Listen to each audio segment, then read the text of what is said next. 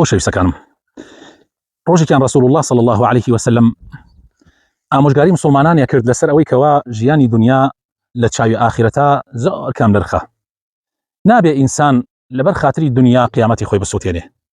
خۆی تعالی لە قورئانی پیرۆزە فەرموویەتی وللآخرة خير لك من الأولى، بەڕاستی ئاخرەت زۆر خێرە بۆ تۆ تا دنیا. بۆیە رسول الله صلى الله عليه وسلم لە ئامۆژگارەکە فەرمووی مسلمانان ژیانی دنیا لە چاوی ئاخرەتا وەکو ئەوە وایە کەسێکتان پەنجەتان بکەن بە ناوی بەحرێکە، ئاوێک بەحرێک دەریایەک، پەنجەتان بکەنە ناو بەحرەکەیە و دەریکەن چەندێ ئاو هەڵەگرێ، پەنجەتان هەتا ئاوا پەنجەی شایەتمانی گوالێک کرد پێغەمبەری خوا صلی الله عليه وسلم فەرمووی چەندێ ئاو هەڵەگرێ، طبعا زۆر کەم هەڵەگرێ، یعنی بگرێ لەوانەیە تەڕ نەبێ پەنجەت. فەرمووی دنیا لە چاو ئاخرەتا وەکو ئەوە وایە، ئەو ئاوەی کە هەڵت گرتووە بە پەنجەت لەگەڵ ئاوی دەریایەکە لەگەڵ ئاوی بەحرێکە. بەڕاستی ئینسانی عاقڵ ئەبێ ئاگای لە خۆی بێ، ئەبێ وریا بێ، ئەبێ نەخەڵەتێ بە دنیا.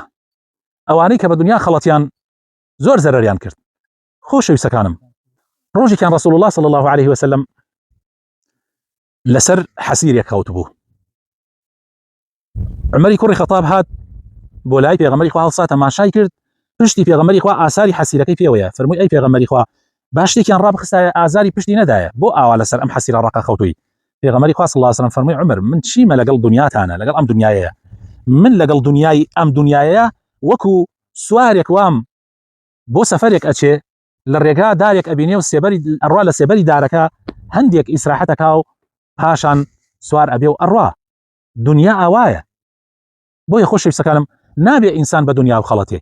لە حەدیثی ترا پێغەمبەری خوا صلی الله عليه وسلم ئەفەرمێ لە دنیا بەو شێوە بژێ وەکو کەسی غەریب، وەکو کەسێک غەریبە، یان وەکو کەسێکی مسافر. کاتێکە ڕۆژ ئەبێتەوە بەتەمای ئەوە مەوە بگەی بە ئێوارە، کاتێکیش ئێوارەت بەسەرادێ بەتەما مەبە بگەی بە بەیانی. ئەبێ ئینسانی ئیماندار ئابە و شێوە بژێت. ئەگەر زۆر گرنگی بە دنیا بدەی باوەڕکە قیامەت لەدەسەدەی.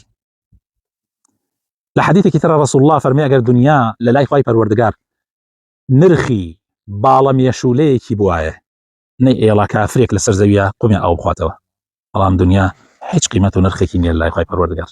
بۆیە با بەو چاوە سەیری دنیا بکەین. ئەگەر بەو چاوە سەیری بکەین دڵنیا بە هەرگیز ناخەڵەتی، هەرگیز شەیتان فڕیوت نادات.